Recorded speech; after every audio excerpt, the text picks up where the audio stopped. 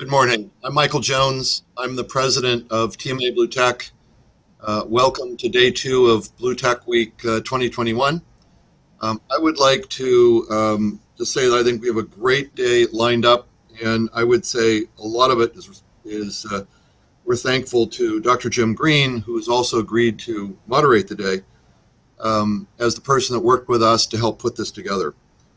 So I'd like to introduce Dr. James Green. He has been NASA's chief scientist since May 1st of 2018. He and I met when I gave a presentation at the National Academy of Sciences, and he came up and we had a great conversation and has subsequently worked with us as we were putting together several different events in the course of this week. Over his career, Jim has received numerous awards, including the Arthur S. Fleming Award for Outstanding Individual Performance in the Federal Government, and Japan's Kotani Prize in recognition of his international science data management activities. He's written 115 scientific articles and 50 technical articles, and we are so thankful that he has worked with us this year so that we are looking at the intersection of blue tech and space. So, Jim, thank you very much for your support, your leadership, and for agreeing to moderate the track today. Thank you very much.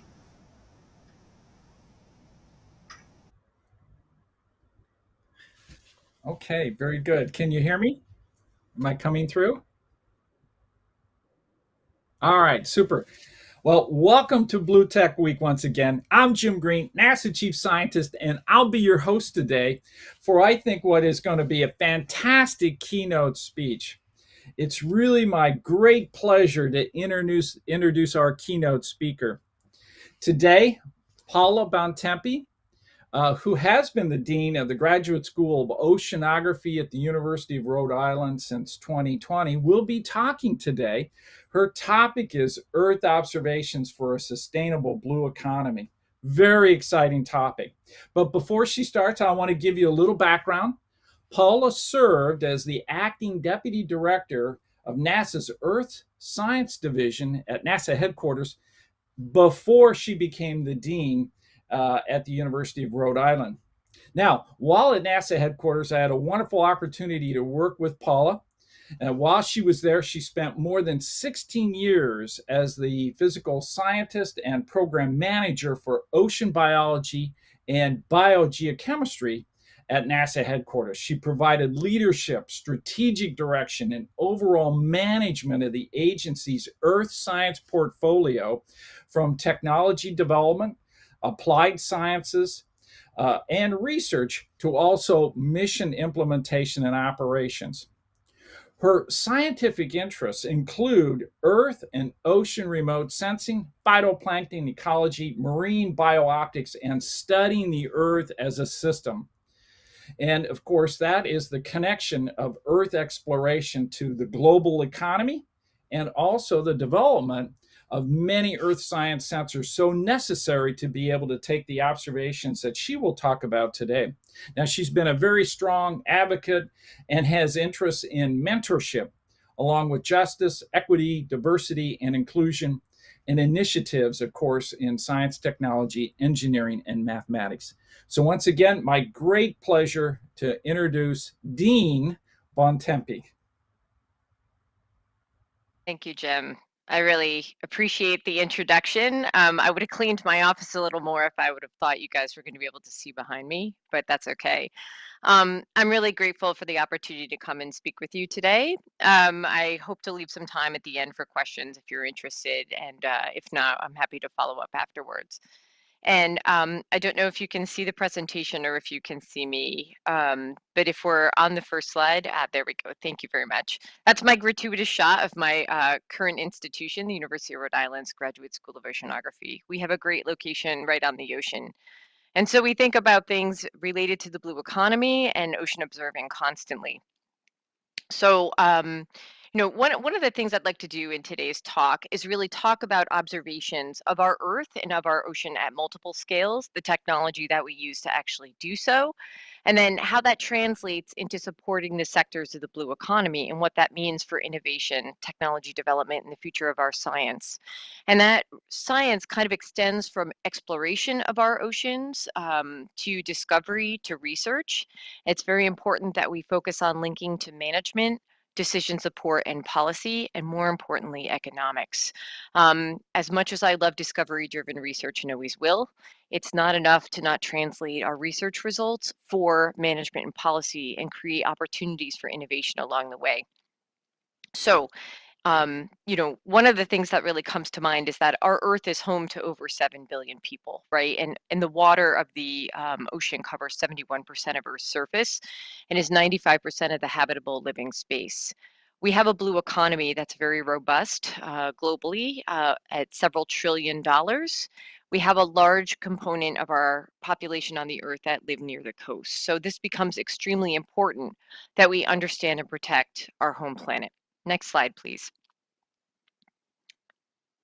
Okay, so one of the things I think is really interesting is that NASA started exploring the Earth from space, and of course I was, as Jim said, almost 18 years at NASA, and my field was always satellite remote sensing. So observing the Earth from space is near and dear to my heart. So in the 60s, we launched at NASA the Tyro series of satellites, and in 1965, it took several years from Tyros 9 to get the first tiled image of what basically our weather looked like, our cloud patterns from space. And this is a partnership among NASA, the former company RCA, and what was then the US Weather Bureau, which is now evolved into the National Weather Service at NOAA. And they received these images, they were transmitted home by radio waves, and they were tiled together. And if you click once more, you'll be able to see what we were able to do 60, 70 years later. And looking at the SUMI NPP satellite, you'll see it on the bottom in just a minute, it'll load. So that's from the Visible Infrared Imager Radiometer Suite, VIIRS, on SUMI NPP. There's a subsequent one on each of the JPSS satellites. And in 2015, this is our view of that same picture of the Earth, right? And we can do this now every several hours. About twice a day, we get this image, and then this is transmitted down to the ground. The information is composited, and then it's actually in several hours put out for use. And this is important when we think about predicting our weather. So our discovery, our technology has truly evolved, and it has become something that is used regularly in things like weather prediction. And if you're familiar with the sectors of the blue economy, which we're going to talk about momentarily, you can see why this is important and why the evolution of science meeting management and policy becomes important. Next slide. And one of the ways I'd like to demonstrate that, if you run this movie and you're free to play it, is with the Montreal Protocol. So in 1987, or in the 80s really, evidence began to mount that we had a problem with our ozone layer, that some of the ozone depleting substances that we were putting into our atmosphere were actually impacting negatively the ozone layer, which is very important to life as we know it on our planet. So in 1987, with this information and the smoking gun from airborne images and technologies that were able to sample ozone depleting substances in the atmosphere, and you're free to run it again if you'd like. If not, you can just leave it there. We were able to find that ozone depleting substances were actually negatively affecting our ozone layer. So what this animation just showed you running through 2065 is a group of Goddard scientists and atmospheric chemists put this together. What the world looks like now that we enacted the Montreal Protocol and what it would have looked like without it. And if we looked anything like that view on the right-hand side without the Montreal Protocol, there'd be huge impacts to the level of UV radiation coming into the Earth. There would be huge impacts to ecosystems as we know it, commercially available species, life as we know it as humans. So that global view, those technologies that we invested in for billions of dollars, which to some have a staggering price tag, actually ultimately save us money in the long run because we were able to regulate ozone internationally with a partnership in the Montreal Protocol and actually positively affect our economy without something that was an irreversible effect. Next slide, please. So, this is also demonstrated in something near and dear to my heart, which I would call the ocean color remote sensing. This is where I got my start almost 30 years ago. We launched a mission at NASA in the 70s called the satellite was called Nimbus 7, and it carried the coastal zone color scanner. Complete proof of concept. Could we actually image Earth's oceans from space and have a glimpse into what the ecosystems were doing? Well, this mission showed that we could. It did it at the global scale, which you're seeing there with the different colors corresponding to low and high concentrations of what we call phytoplankton. The purples are the lows and the reds are the much higher, the warmer colors. At the regional scale, that middle shot that you see, what we were able to see is there's structure in the ocean that we sort of read about in books and sampled synoptically on ships. But we were never able to really identify it. So you see some warm and cold core rings there in the middle. That's the Gulf Stream. You're seeing the coast of New Jersey, and you can identify Cape Cod. That's the east coast of the United States. But what's really fascinating is if you look in the local one, off the coast of New Jersey, you can see a teeny tiny little red spot. So when this image became public, the story goes that many people from the Environmental Protection Agency saw that and said, what's that off the great state of New Jersey? I can say that I'm from there. And people realized that there were companies dumping trash off the coast of New Jersey that weren't supposed to do it. So, as I said, the story goes, this was a foundational image for the Environmental Protection Agency actually taking several companies off the state of New Jersey to court and saying, we can prove that you were doing this illegally. So, the power of satellite data actually became very potent. Next slide. So, one of the things I think is really incredible is we have sampled since 1979, NASA has sampled, so have a number of other space agencies, the actual cover of Arctic sea ice. And this can be linked over time into a time series. And if you run this animation, you'll see that since 1979, we were able to actually measure what was going on with the Arctic sea ice minimum. Now, since the 1880s, we're aware of the fact that global temperature is warming, and this is having an impact on ice cover, not just ice sheets, but sea ice as well. So the visualization is going to show the expanse of that annual Arctic sea ice minimum over time since 1979 straight through 2020, if we can get that to play. And that's using passive microwave data. So you'll see the Arctic ice cover change, and then a graph is going to come in. There we go, and overlay the area and millions of square kilometers for each year's minimum. Now, I gave this talk recently somewhere, and I said, people were kind of watching, and then they started to see the decline, real decline, starting to happen, that downward trend in the 2000s that gets worse over the subsequent 2 decades. And, people like to deny that climate change is happening, but I said, if your checkbook looked like this, you'd be concerned, you'd be worried, and you want to do something about it. So we have been monitoring this over time, and it provides a very powerful story. And that can be linked to other aspects of the Earth system. So if you click on the next slide, you'll be able to see what I call, it's another animation that I would call, watching the Earth breathe, basically. You'll see several sensors have been linked together that look inside the ocean. You saw the coastal zone color scanner showing in water what I would call ecology, phytoplankton biomass over time. That can be linked together. Hopefully you're seeing it. I'm still stuck on the Arctic sea ice minimum. You can see the change in terrestrial biosphere, terrestrial plants, and aquatic biosphere, aquatic plants over time.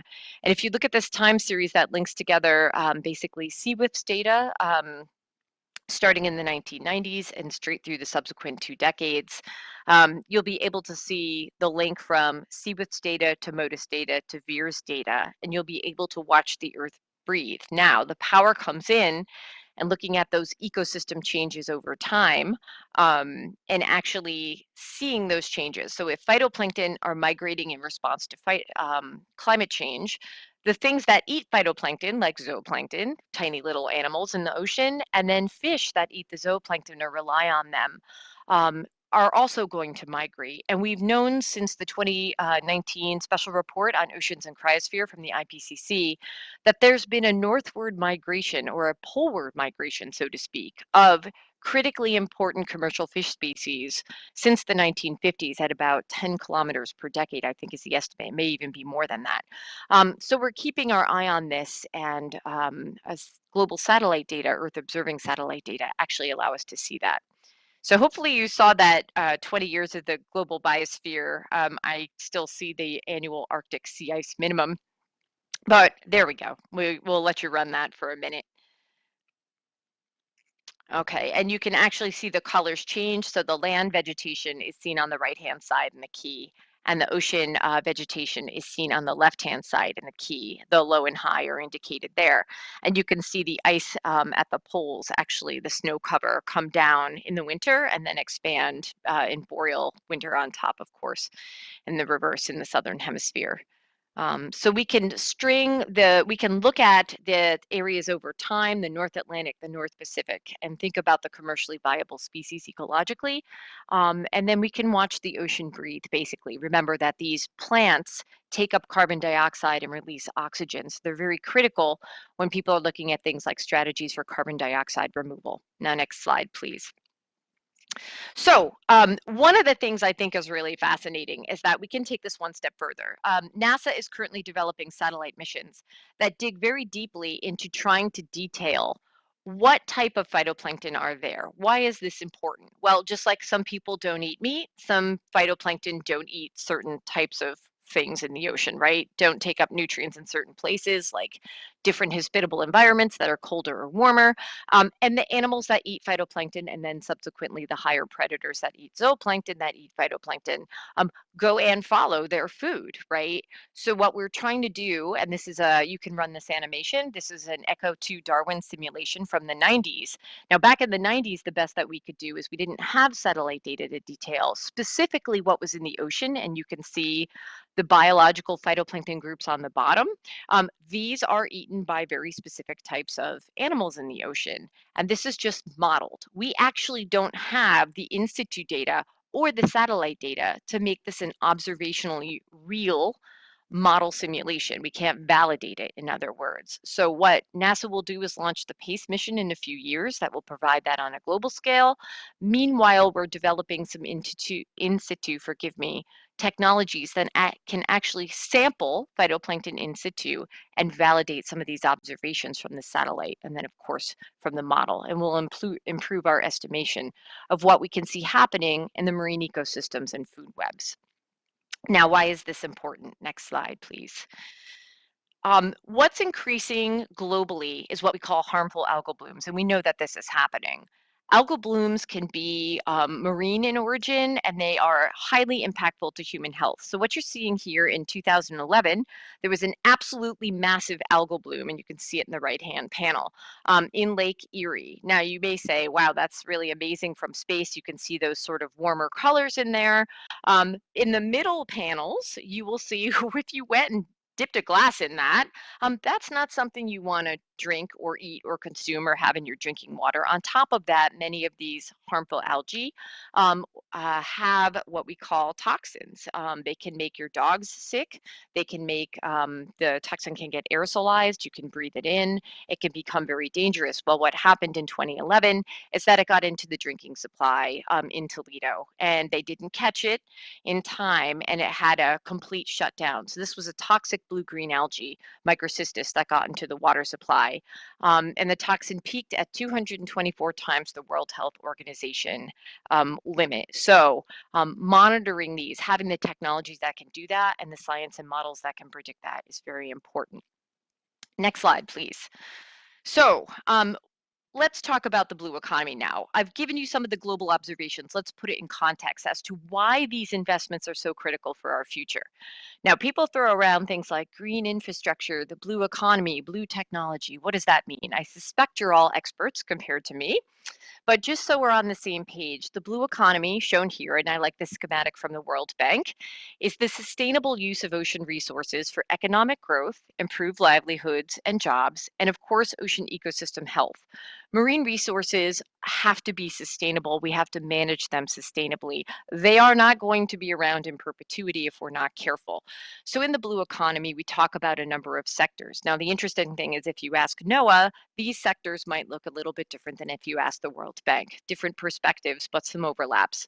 We're talking about renewable energy. We're talking about tourism and recreation, climate change, fisheries, seafood security, aquaculture, things like that, maritime transportation, and of course, waste management and water quality. So what is the value of this blue economy? Next slide, please. The value of the blue economy. So just in the US, it supported 2.3 million jobs and contributed 373 billion to the nation's gross domestic product just in 2018 from one of a recent NOAA reports. Globally, it's valued at several trillion dollars annually, and it's expected to double by 2030. Now, the Organization for Economic Cooperation and Development is an intergovernmental organization that actually looks holistically at how it can stimulate the blue economy. So it's watching this very closely. And if you click once more, you'll see a quote by the NOAA administrator, Rick Spinrad, that says exactly how I feel, that the blue economy offers opportunity for sustainable, climate smart innovation and economic growth based on sound science. So let's talk about some examples now that I've shown you the space piece. Let's talk about the different scale of what's happening in our backyard and why it's important. Next slide, please. So this movie is showing you what is the longest time series in the ocean on the face of the planet, which happens to be in my backyard, the Narragansett Bay Fish Trawl. The Graduate School of Oceanography is actually located on Narragansett Bay, and until I got here, I didn't know this was the longest ocean time series in situ. You're watching people sample weekly since 1959 what fish are in the bay. Rhode Island is the ocean state. It has hundreds of miles of coastline and an economy that is utterly dependent on the ocean and the surrounding waters. And if you click once more, you will see a figure that shows the temperature due to climate change has been increasing in the bay since the 1950s. And what you're seeing, and there are several publications that point to this, is that the commercially viable flounder species are being pushed out for colder water, I'm sorry, for warmer water species on the bottom, which are sea robins, which are important, but not as commercially viable and certainly not as edible. So with the increasing temperature, you're seeing the colder water species, commercially viable, being pushed out and the warmer water species coming in. And there were a number of publications this year on this trend, which is increasing, and not just in Narragansett Bay, but nationwide, possibly worldwide, due to climate impacts. And if you click one more time, one of the faculty here who has been part of this time series since the 60s said, you know, these were once, winter flounder were once the dominant species in Rhode Island waters with a bustling commercial economy, and we now suspect that they are no more. So it's not just our backyard that counts. Next slide, please. Internationally, and especially in the United States, the National Science Foundation is funding long-term ecological research. And here's a shot of one LTER for short sight based on Martha's Vineyard Coastal Observatory and partnerships with the National Science Foundation, Woods Hole Oceanographic Institution, the University of Rhode Island, and UMass Dartmouth, and then NOAA Fisheries to actually sample the same area over time, leading out of Narragansett Bay. You can see the white box showing you where the sampling is, where the ships go in the actual ship track in black, and then where some more technological observatory pieces are. Next slide. If we sort of zoom in on this, what you can see is the impact.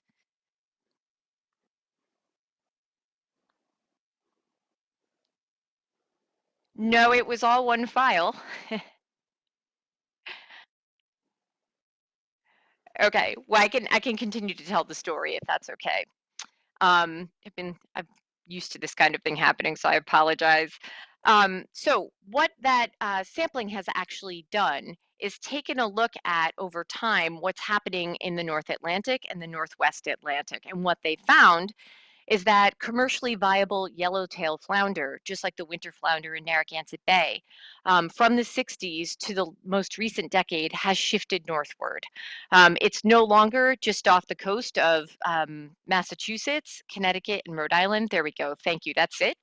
So you're seeing where the yellow-tailed flounder distributions were on the left-hand side, and now on the right-hand side, you're seeing in the hot spots in red where they are now. So those commercially viable species are shifting over time with the changing climate. So this is something that leads to the need to actually respond to it and manage our resources more effectively. Next slide. Absolutely at its backbone is technology. Okay, so this is a shot of what happens at the long-term ecological research site that I showed you earlier.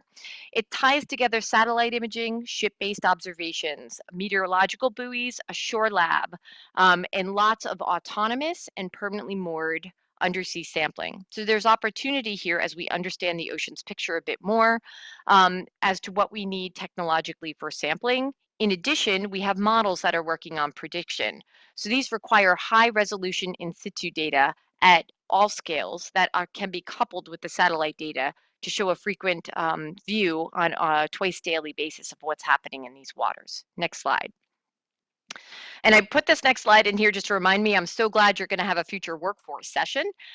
We need to engage the public, right? So through the LTER, through what happens in Narragansett Bay, we teach teachers, we teach students, and we do this at all levels from K through 12 and above. We specialize and take graduate students and undergraduates with us so they have that hands-on experiential learning that they desire.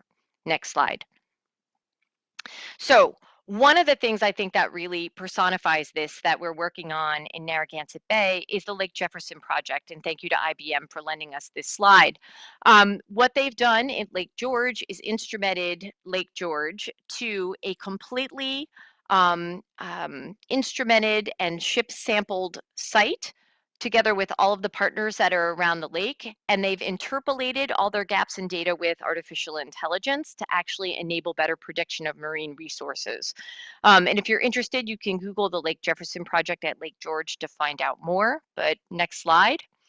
One of the things I want to point to are some of the technologies that are involved in some of this autonomous sampling. So this is a shot of a sail drone. Now, sail drone isn't new, but in 2019, Dr. Jamie Palter, actually on the faculty here at URI, sent sail drone out into the Gulf Stream to sample, and she will send it out again on December 9th, a fleet of sail drones for 20 months to actually sample the Gulf Stream, meet the ship, and actually do a little bit more sensing of what's happening in the Gulf Stream as the water warms. In addition, we will outfit sail drone with new sensors to sample new properties of the ocean to get a better picture of the physics and carbon cycling there.